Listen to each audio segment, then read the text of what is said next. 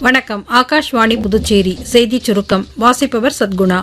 குடியரசுத் தலைவர் திருமதி திரௌபதி முர்மு இன்று முதல் கோவா, கர்நாடகா, ஜார்க்கண்ட் ஆகிய மாநிலங்களுக்கு 4 நாள் பயணம் மேற்கொள்கிறார்.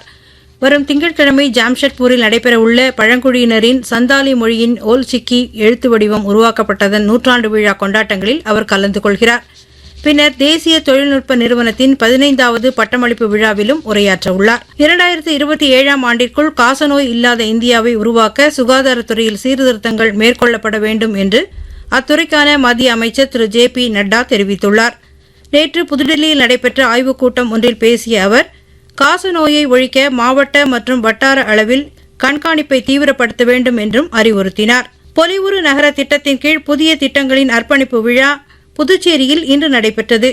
மத்திய உள்துறை இணையமைச்சர் திரு நித்யானந்த ராய் தலைமை விருந்தினராக கலந்து கொண்ட நிகழ்ச்சியில் துணைநிலை ஆளுநர் திரு கைலாஷ்நாதன், முதலமைச்சர் திரு ரங்கசாமி, சட்டப்பேரவைத் தலைவர் திரு செல்வம், அமைச்சர்கள், சட்டமன்ற உறுப்பினர்கள், அரசு செயலர்கள் உள்ளிட்ட உயர் அதிகாரிகள் கலந்து கொண்டனர்.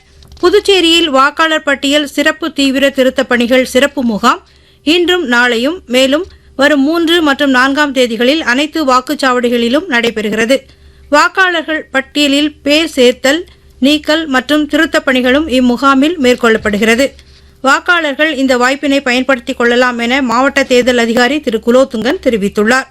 புதுச்சேரி உழவர்கரை நகராட்சிக்கு உட்பட்ட மக்கள் அடுத்த ஆண்டு மார்ச் மாதம் வரை அனைத்து ஞாயிற்றுக்கிழமைகளிலும் தட்டாஞ்சாவடி VVP நகரில் உள்ள வரி வசூல் மையத்தில் நிலுவையில் உள்ள தங்களது வீட்டு வரி, சொத்து வரி, சேவை வரிகளை செலுத்தலாம் என்று உழவர்கரை ஆணையர் வெளியிட்டுள்ள செய்திக்குறிப்பில் தெரிவிக்கப்பட்டுள்ளது.